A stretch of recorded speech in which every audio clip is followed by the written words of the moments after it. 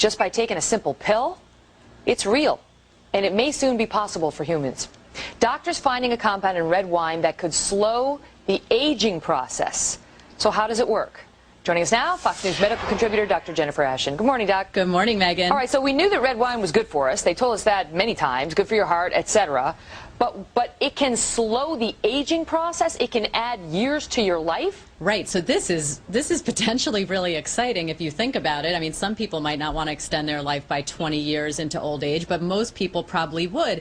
And what this has to do with is the so-called French paradox, which is the theory or the question that scientists have been looking at now for almost 20 years as to why French people who consume relatively high amounts of red wine and a diet that's high in fat have a lower incidence of heart disease than, say, we do in this country. And they found that the miracle compound is something called resveratrol, which is found in grapes, the skins of grapes actually, and found in high quantities in red wine. And now, of course, it's only a matter of time until scientists have been able to put that into pill form. They've already studied it in animals, so it's only a matter of time until it comes to us. And that's the deal. So inspired by that French paradox, these doctors got together and started studying to see, well, eventually they started studying resveratrol, and they found that this compound in red wine is so healthy for you that it literally can expand your lifespan 20 years or more, and not just any 20 years, but healthy years. It postpones disease. That's right. However,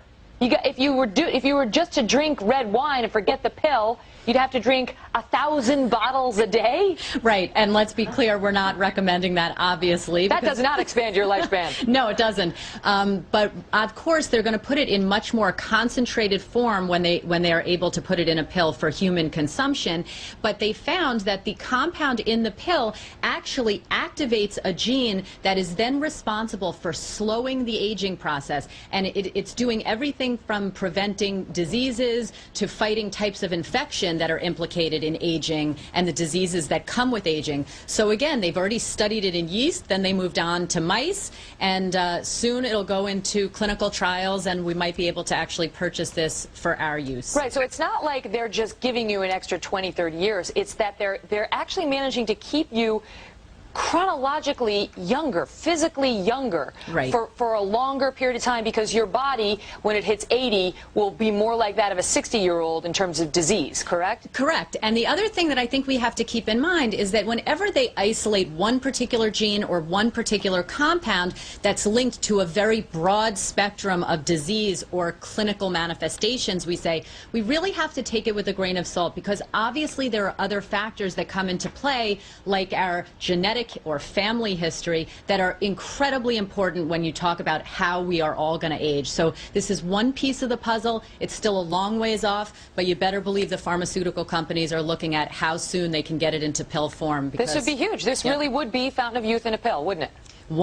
As I said, one piece of the puzzle, but a very, very important one. It's really incredible that it's working on the mice. Yeah. And they're saying that right now the only thing that exists that's anything like it are these extreme calorie restriction diets that some people go on to try to prolong their lifespans. That works as well. But absolutely. If you want to eat, go ahead and do that and wait for the pill. Well, remember, I always say if something sounds too good to be true, sometimes it can be. And the other interesting thing we can't forget is that, the French are kind of known for their joie de vivre, or love of living.